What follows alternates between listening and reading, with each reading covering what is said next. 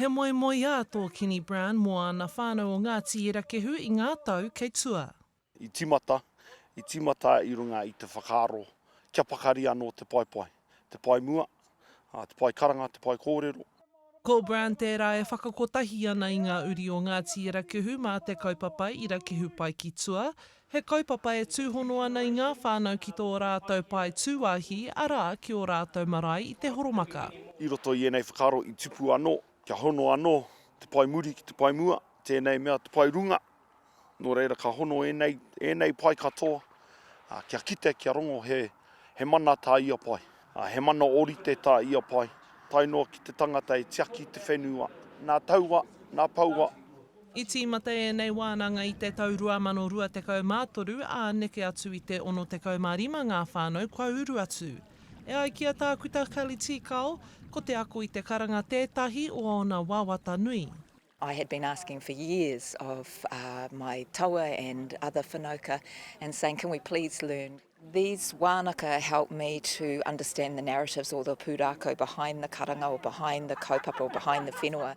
One day I hope I'm more confident than I am, but that's okay. I've got hopefully a few more days to gain that confidence. Nō tēnei tau I pōwhiritia a te Premier e Ngāti Irakehu me ngai tārewa ki te marae o Nuku. Kua ki katoa ngā tūru o te pai kōrero, a I rangona e ngā manuhiri, ngā karere o ngā kaikaranga maha.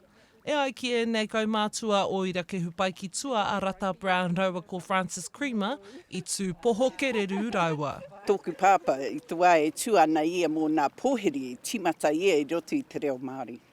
Engari, e hara ia tino matatau ki te reo.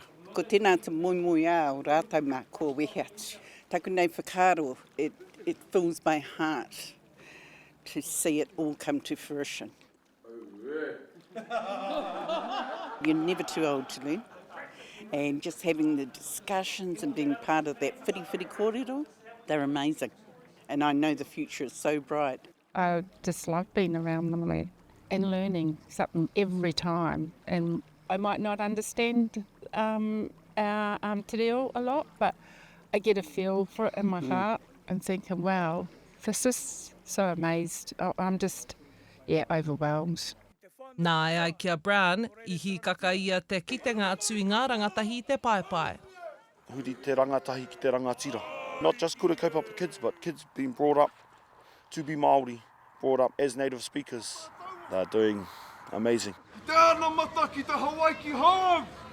Nō reira anei a Irakehu, Irakehu Pae ki tua, Irakehu, no tātou katoa he Irakehu, kōpū nui, Irakehu honanga rau, Irakehu takapau wharanui.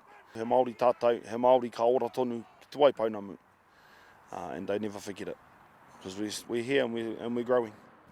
I ngā tau kei te heke mai, ka aroa Irakehu Pae ki tua ki te takahi te whenua, a ka ako I te reo o te taiao. Hora Kairangi Nicholas, Tahu News.